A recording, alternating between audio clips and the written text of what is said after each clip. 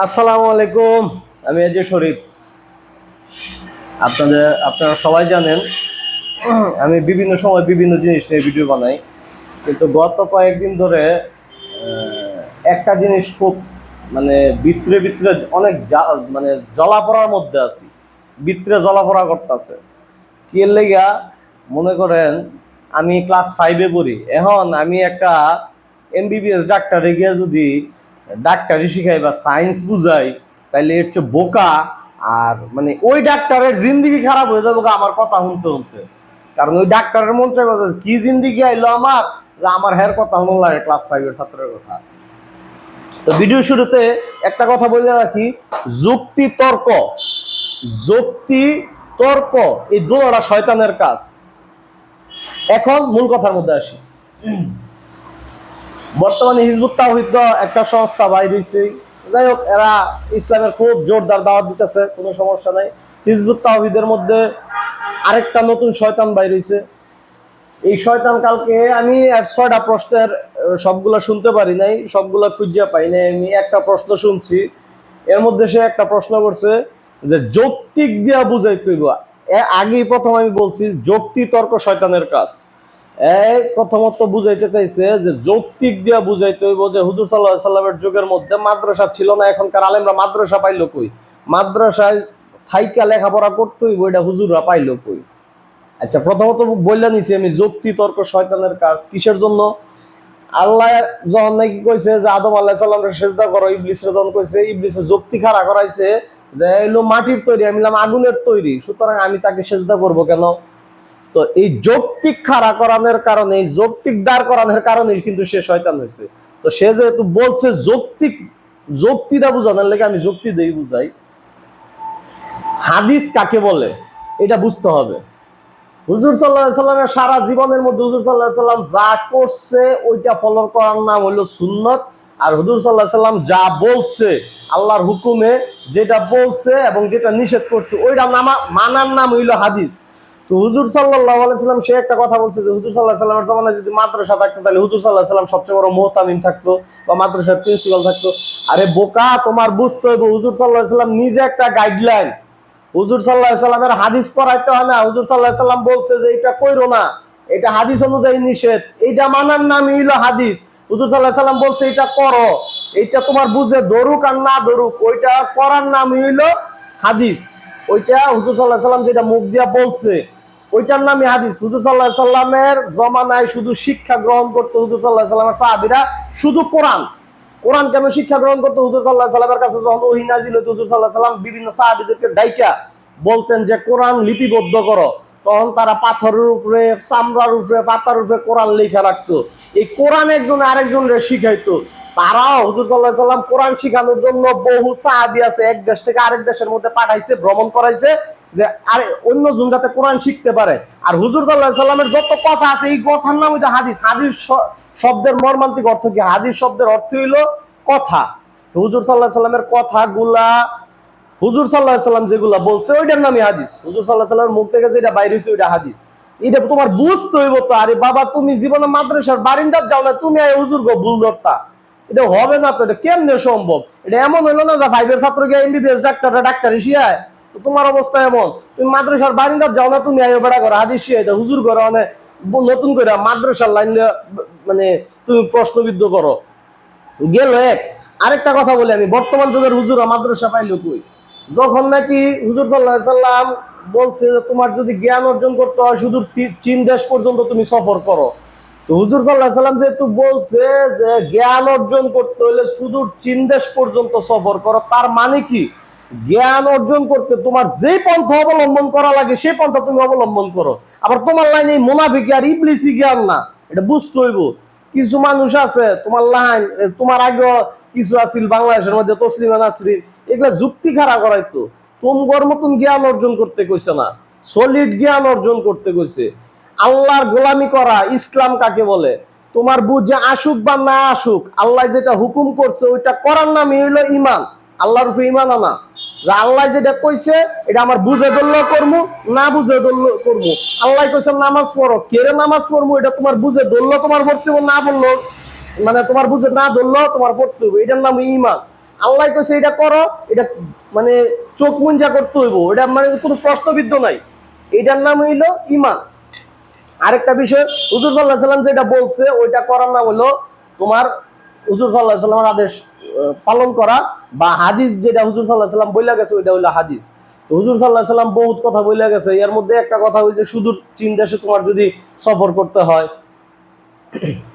জ্ঞান অর্জনের জন্য, তাইলে তোমার জ্ঞান অর্জন যদি করতে হয়, হুজুর সাল্লাল্লাহু আলাইহি সাল্লামের সাহাবাদের তো হাদিস সংগ্রহ করার দরকার ছিল না, কারণ হুজুর সাল্লাল্লাহু আলাইহি সাল্লামের সাহাবারা হুজুর সাল্লাল্লাহু আলাইহি সাল্লামের লগে সবসময় রয়েছে। হুজুর সাল্লাল্লাহু আলাইহি সাল্লাম বলছে, এই এদিকে আসো, এই জিনিসটা কইরো না, এটা একটা হাদিস হয়ে গেছে। তো এদের তো প্র্যাকটিক্যালি হাদিস মুখস্থ করা লাগবো না, এরা তো হুজুর সাল্লাল্লাহু আলাইহি সাল্লামের সাথে উঠা বসা করছে সবসময়। হুজুর সাল্লাল্লাহু আলাইহি সাল্লাম নিজে তাদের ওস্তাদ, হুজুর সাল্লাল্লাহু আলাইহি সাল্লাম নিজে তাদেরকে ভুল ধরাই দিছে, নিজে সংশোধন করাই দিছে। এগুলো বুঝো না কেন লাগিয়া? এটা কাগরে বুঝে আমি বলদগর কথা হই না, আবার কিছু কিছু মানুষ কমেন্ট করে যে না এর কথার কিন্তু যুক্তি আছে। কি জ্ঞানী লোকটা, এইটাও মূর্খ, যেটা কমেন্ট করে এটাও মূর্খ। তোমাদের কি জ্ঞানে ধরে না? আরে বোকা, হুজুর সাল্লাল্লাহু আলাইহি সাল্লাম যে জায়গার মধ্যে ওনার জিন্দেগি ডেইলো সুন্নাত আর হাদিসের উপরে, তো ওনার তো কোনো মাদ্রাসা খোলার দরকার নাই।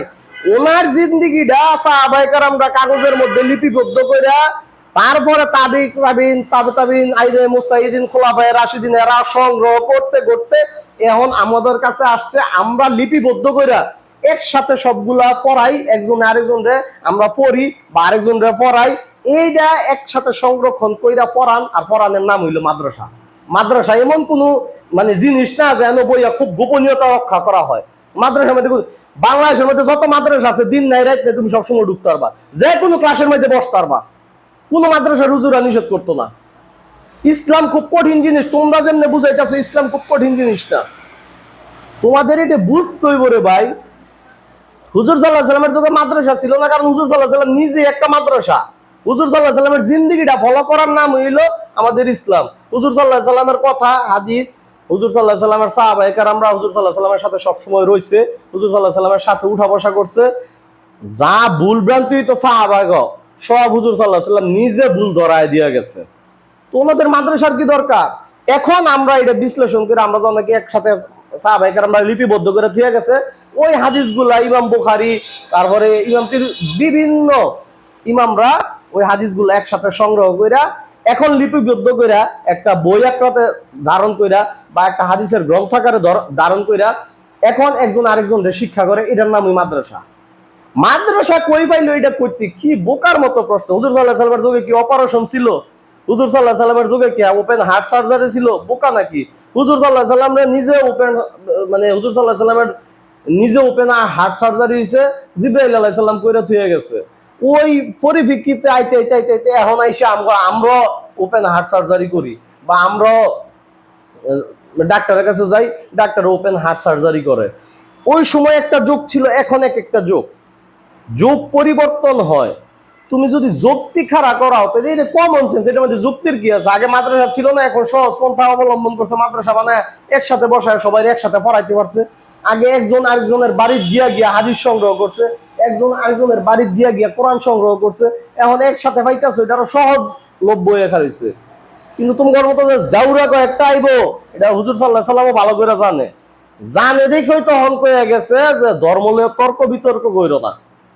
আর তোমরা যারা মনে করো হুজুর ঘরে মানে বানাইতে বানাইতে একেবারে তালেবানের কি করতাম তোম করে একেবারে হুজুর ঘরে বোম বানায় লাইতেছ হিজবুত তাওহীদুল্লাহরা, তোমরা একটা জিনিস আমারে বুঝাও, একটা জিনিস খেলে আমারে বুঝাও, এই যে নারী পুরুষ একসাথে বৈশা সমালোচনা আলোচনা যা কিছু নারী পুরুষ একসাথে বৈশা করতেছেন, আপনারা একবার চিন্তা করছেন? আপনারা কি পর্দা মানে আপনি দু একটা বিষয় তর্ক করতারেন, বিতর্ক করতারেন, এটা তর্ক বিতর্ক হইতেই পারে, কিন্তু আপনি একটা মেয়ের উপরে পর্দা করা ফরজ, এই ফরজ লঙ্ঘন করে আপনি সাথে বৈশা কিন্তু ওয়াজ করেন, এটা আমার একটু বুঝান তো, একটু আমার বুঝাই যাবেন।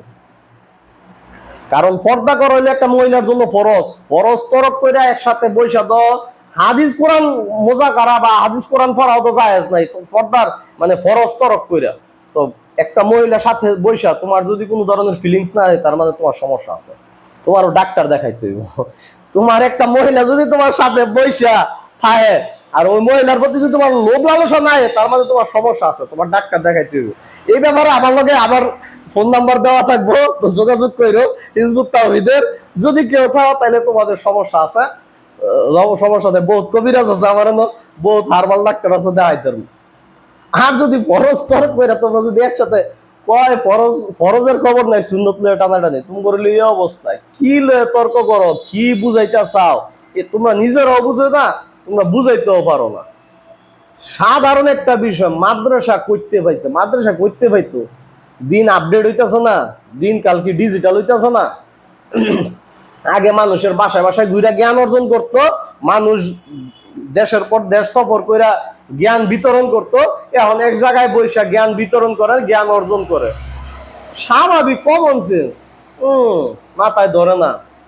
কোন তোমরা আসলে আমার এর ভিডিওগুলা, একটা জিনিস আবার খেয়াল করছেন, এর ভিডিওগুলা সবসময় রাত্রে ছাড়ে, হিজবুত তাওহীদের যে ছেলেটা, এর ভিডিওগুলা সবসময় রাত্রে ছাড়ে।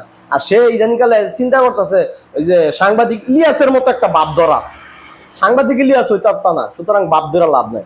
আর রাত্রে যখন ভিডিওটা সে ছাড়ে, আমার মনে হয় সে ভালো উচ্চমানের গঞ্জিকা সেবন করে, কারণ গাঞ্জা যদি না খাইতো তাইলে এইসব কথাবার্তা মানুষের দ্বারা সম্ভব না। সুতরাং সে উচ্চমানের গঞ্জিকা সেবন করে, যার দরুন তার এসব কথাবার্তা বলা সম্ভব। যদি কোনো প্রশ্ন থাকে তুমি এনি টাইম আমার কমেন্ট বক্সে এসে কমেন্ট করো। তোমার যে দুঙ্গা তোমার একটা প্রশ্নের উত্তর আমি দিতে পারতাম না, সেদিনকে তোমার মানে তোমার ভাই ধরে আমি ক্ষমা চাম। আরে বোকা, আলেম ওলামারা তো অনেক বড় জিনিস, তোমার মতো গঞ্জিকা সেবনকারীর প্রশ্নের উত্তর দেওয়ার টাইম তাদের নাই। সুতরাং আমরা যারা তাদের জুতাটা নিই, আমরা যারা তাদের পায়ের ধুলা পাইছি, আমগোল লাগে, আমি তো মাদ্রাসার লাইন ছেড়ে দিছি আজকে তো 10 বছর আগে। আমি যদি তোমার প্রশ্নের কোনো উত্তর না দিতে পারি, তাহলে এদুঙ্গাতে তোমার জুতা আমি টানবো। গঞ্জিকা সেবন বাদ দা, মাঝে মাঝে দুধ কলাও খাইও, কিছু মাথার মধ্যে জ্ঞান বুদ্ধি করো। গঞ্জিকা সেবন বাদ দাও, উচ্চমানের গাঞ্জা না খাইয়া উচ্চমানের দুধ কলা খাও, তাহলে মাথার মধ্যে কিছুটা বুদ্ধি জ্ঞান আইব। কি প্রশ্ন করো এটাও বুঝো না, কমন সেন্স খাড়াই পারো না, তুমি আসো সাংবাদিক ইলিয়াসের মতো একটা ভাব ধরা, কি একটা ভাব না। আরে বাবা রে, কোয়ার বুট কিত কলা লাগাই পারো না, ধরে বাপ যা তো ভিডিও।